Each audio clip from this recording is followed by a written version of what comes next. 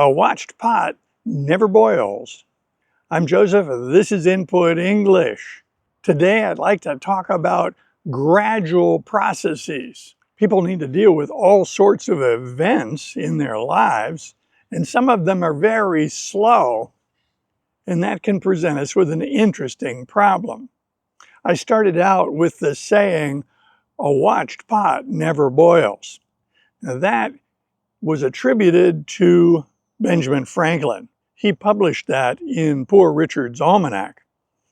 It may actually go back before that time. He may have heard that from someone else, but it is attributed to Ben Franklin.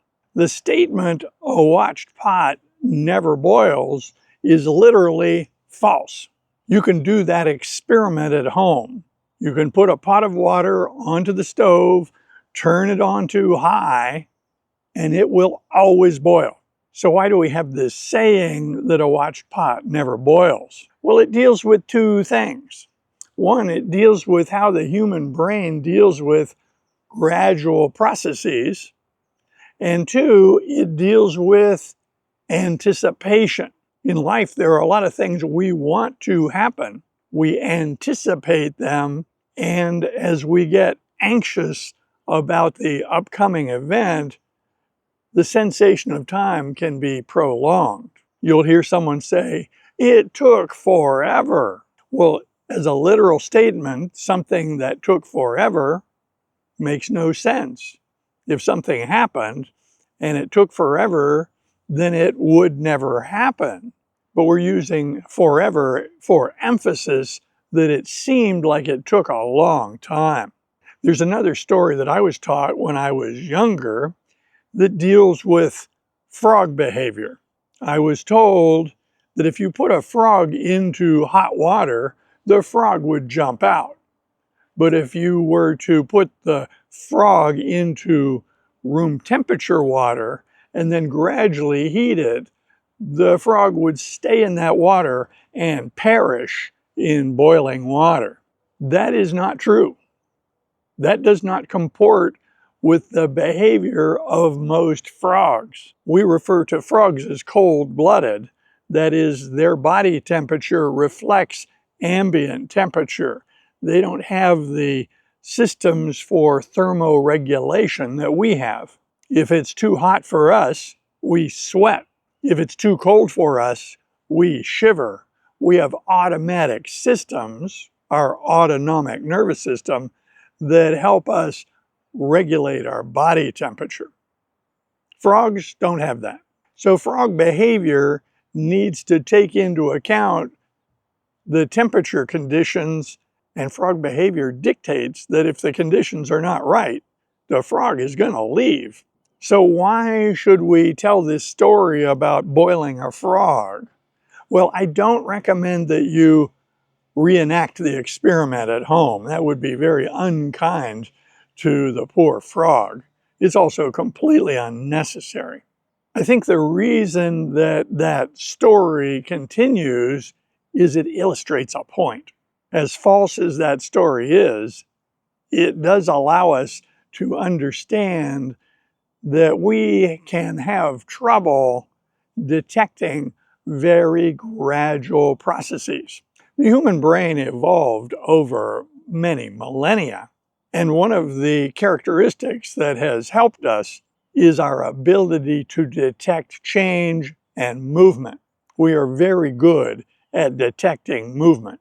We can often detect subtle movements if they are in a certain range of rate, but we're not very good at detecting all movement. In order for our vision, for instance, to detect movement and for us to perceive it in our brain, it needs to be in a certain range. If something is very fast, we may not see it. If something is very slow, we may not perceive it as movement. Now, you can test this at home easily. You can actually do it as a thought experiment. Just think about things and you'll understand. Let's look at a clock on the wall, an analog clock with hands. The clock that we're imagining has 3 hands. It has the second hand that moves around the dial in 1 minute. It has the minute hand that moves around the dial in 1 hour, and it has the hour hand that moves around the dial in 12 hours. This is a very common clock. It's an analog clock. As you look at such a clock, your mind quickly tells you that the second hand is moving. You know that the clock is working because you see movement on the second hand. You can't easily detect movement of the minute hand. It's moving slowly enough you don't perceive it as moving. There are a lot of things like that in life. Our fingernails grow, our hair grows, our children grow, the grass grows. There are a lot of changes that we see that we don't pay much attention to because the rate of change is so slow, they don't capture our attention. Our subconscious mind filters out things that we don't need to pay attention to. One of the things you will hear people say when they deal with gradual change is that all of a sudden something happened. All of a sudden they noticed that it was late. All of a sudden their children were in high school. Now the process is not sudden. What is sudden in that statement is our realization. We weren't paying attention to something, and then we detect a big change over a very long period of time, and all of a sudden we realize it. This is very common. Sometimes other events trigger us to notice something. There are a lot of things in our modern world that gradually change, but we don't pay attention. Our tires on the car wear. The windshield wipers get old and ineffective. In California, our weather is very specific. We have rain for about 3 or maybe 4 months out of the year, and the rest of the year we just don't have any rain. It's rare for it to rain during most of the year. And then we get all of the rain around the wintertime over a period of 3 or 4 months. So the other day I noticed that our car has some wear on the tires. The tires have 30,000 miles on them, so it would be expected that they would be showing some wear. They're not worn out. They don't need to be replaced right now, but I did look at them the other day and noticed that they were getting worn. I've not used our windshield wipers in months. It isn't raining. Now, it is very foreseeable that in the wintertime, it's going to start raining again. And my concern about the worn tires, given that we live up in the mountains, will likely trigger my behavior to change and replace those tires. We have learned that having worn tires during the rainy season can be dangerous if you live in the mountains. The same thing goes for the windshield wipers. As soon as it starts raining, or maybe even before then, I will replace the windshield wipers. They've never been replaced, so they're nearly 2 years old. Sometimes a sudden change in the conditions will trigger our recognition of something that was changing very gradually. So how did we get onto this topic? Well, I noticed something very gradually over time, and I got to the point I needed to deal with it. It is common for men to shave their face. In order to do this, we use a device. Straight razors are not commonly used. There are a variety of shaving devices that are basically blades. So we apply shaving cream and then shave with that. That's common. And many of us use electric razors, electric shavers.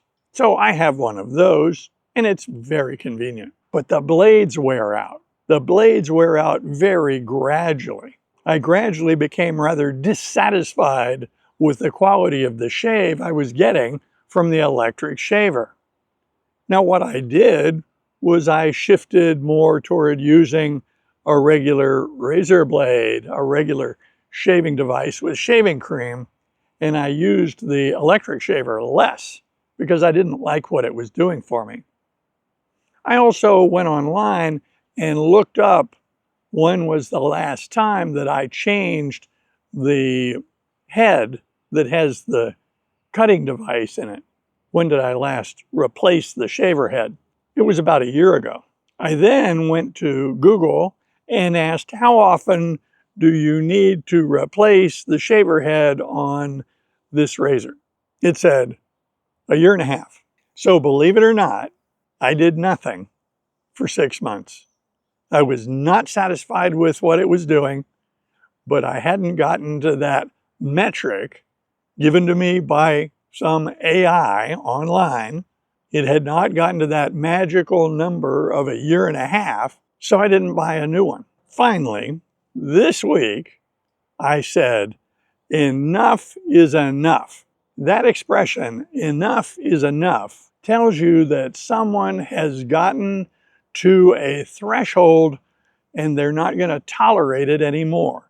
Enough is enough. So with respect to that electric shaver, which has been giving poorer and poorer results, I got to the threshold of my tolerance. I couldn't stand it any longer, and I basically said, enough is enough. I ordered a new shaver head. Changing it is super simple. You take the old one off, recycle it, you put the new one on, and you're off to the races. I used that this week for the first time. It was heavenly. It was spectacular. It performed like the machine was brand new. My response was, so a hand to the forehead is a great way that people indicate that they have discovered something. Usually this dramatic hand to the forehead, they are indicating that they have discovered something perhaps obvious. There are a lot of gradual processes, and for the most part, we don't focus our attention on things that are very, very gradual. There are processes that are gradual enough that we have trouble detecting them at all. I reference the hands on an analog clock other than the second hand. I also can conclude that the AI gave me rather bad advice. I didn't need to wait another 6 months and put up with the poor performance of a worn out shaver head. I could have swapped it out months ago. The other point we should consider is this whole discussion is allegorical to language learning. If we are learning a language, our progress is gradual. It's gradual enough that we will not detect any change from minute to minute, day to day, or week to week. Our progress in learning a language is always gradual enough that it will be outside the range that our brain would naturally perceive it. But it is folly to consider that the process is not occurring. That's one of the nice things about comprehensible input.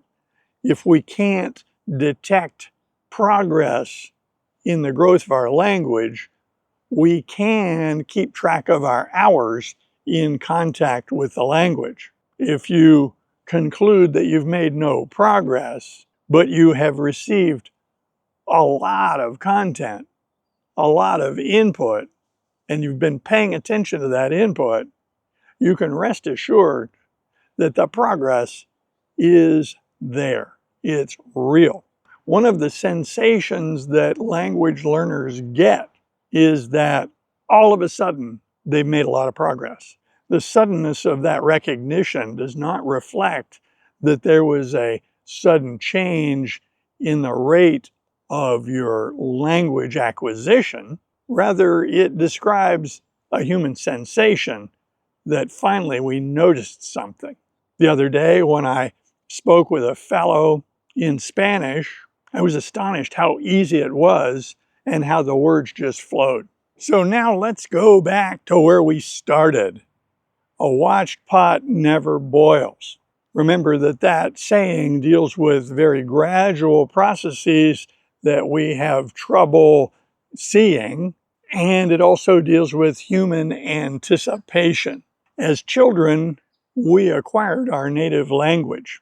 Children who are 1, 2, and 3 years old typically do not express frustration that their ability to learn their native language is too slow and that it will never happen. No, they just naturally continue to absorb more and more language, and then their output is the natural result. They talk. As adults, we are very well equipped to create anticipation.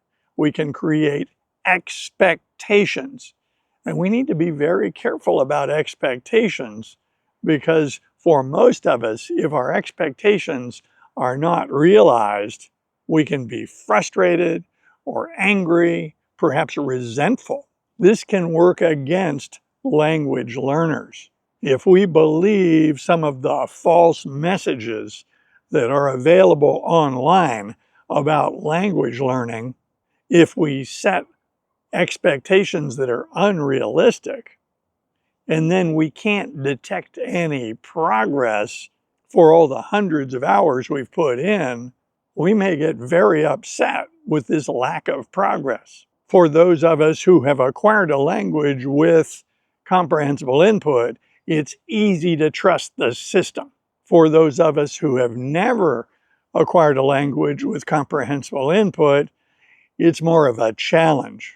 I can assure you that you can trust the system. It will work. It's gradual, and progress may not be easy to detect, but you can trust the system. I invite comments below, and if you like videos like this, be sure to click on this one next. See you soon.